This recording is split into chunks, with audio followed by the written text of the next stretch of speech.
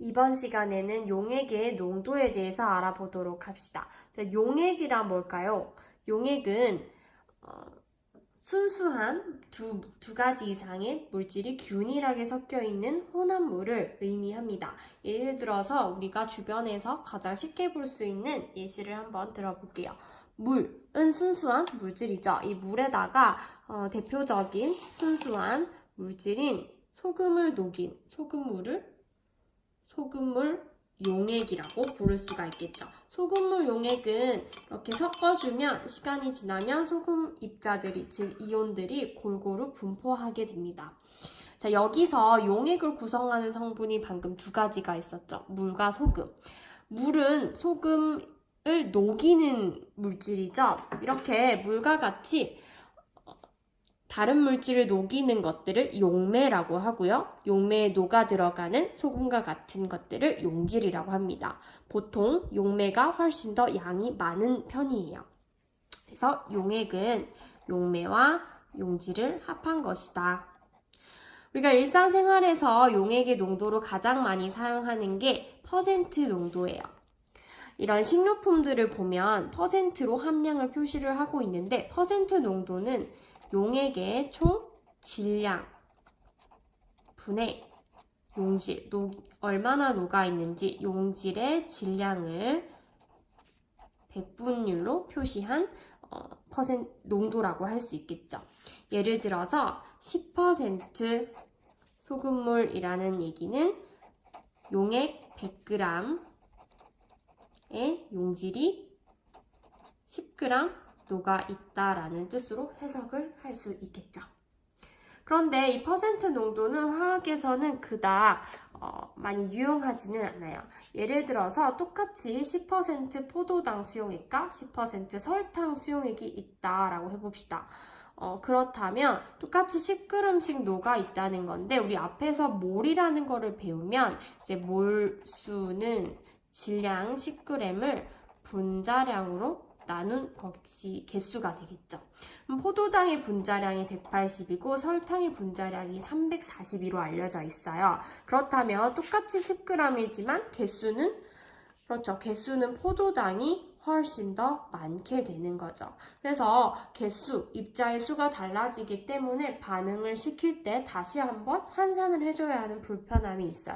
그래서 우리는 몰을 가지고 농도를 정의한 몰농도, 라지 M으로 표현하는 이 몰농도를 배워보도록 할게요.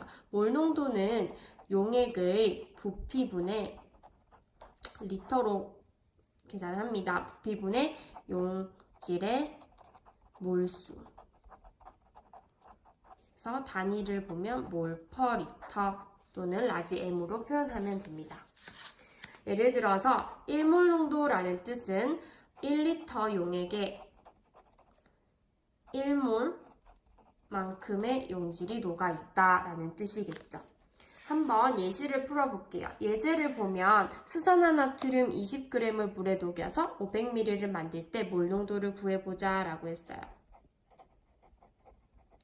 자, 몰 농도는 용액의 부피 500ml를 리터로 바꿔주면 0.5리터고요. 그리고 20g인데 지금은 화학식량이 40이죠. 40으로 나눠주면 1몰 농도라는 계산을 할 수가 있겠죠. 그래서 이렇게 원하는 몰 농도를 만들 때 이 식을 활용을 할 수가 있습니다.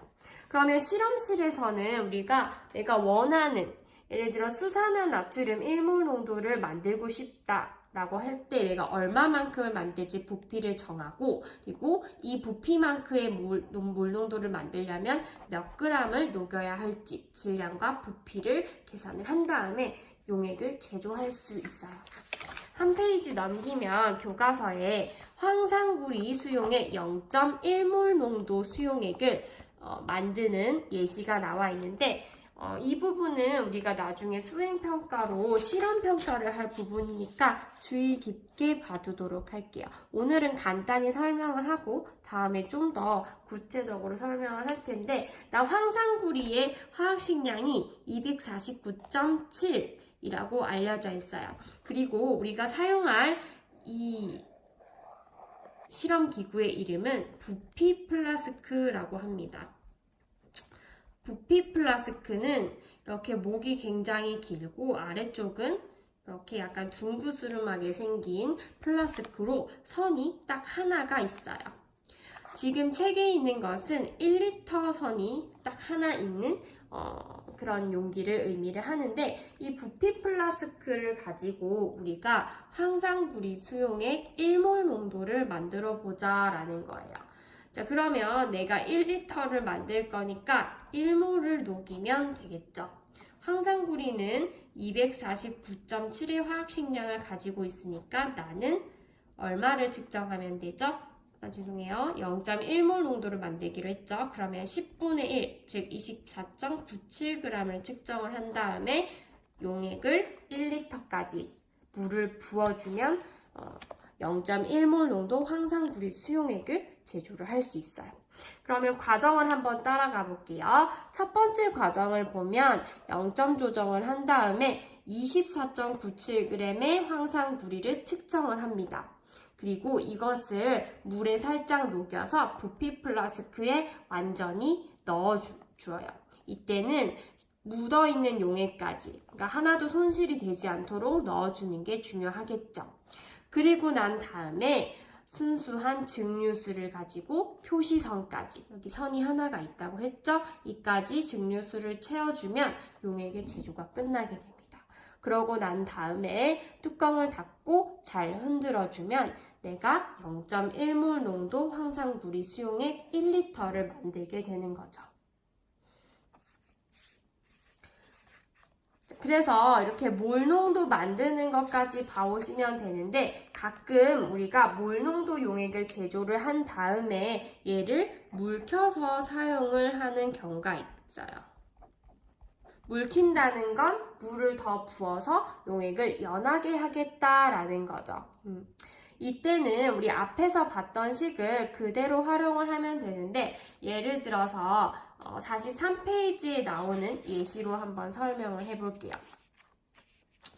자, 지금 내가 0.1몰 농도 포도당 수용액을 0.05리터 현재 가지고 있어요. 얘를 0.01몰 농도로 물키고 싶어. 그럴 경우에는 물을 얼마만큼 넣어줘야 할까? 이런 문제를 물어볼 수가 있는데, 이때는 물 킬 때 변하지 않는 것을 생각을 하는 게 좋은데, 변하지 않는 것은 몰수. 포도당의 몰수는 물키기 전과 후가 같다라는 식을 하나 세우면 돼요. 그러면 앞에서 우리가 몰수라는 것은 몰농도 곱하기 부피로 표현을 할 수가 있겠죠. 그래서 몰수는 몰농도 곱하기 용액의 부피인데, 이게 반응 전후에 같아야 되니까 반응 전의 몰수는 0.1몰 농도 곱하기 0.05리터. 그리고 물킨 후의 몰 농도는 그렇죠. 0.01몰 농도로 물키고 싶었고, 부피는 얼마가 필요할까라고 식을 세우면 얼마만큼의 물을 추가해야 될지를 확인을 할 수가 있어요. 그래서 계산을 해보면 어떻게 되나요? 그렇죠. 0.5리터까지 물을 넣어주면 된다. 그래서 그림을 보면 표시선, 즉 0.5리터까지 물을 넣어주면 얘가 10배 물켜진다가 되겠죠. 여기까지가 오늘 디딤 영상이었습니다.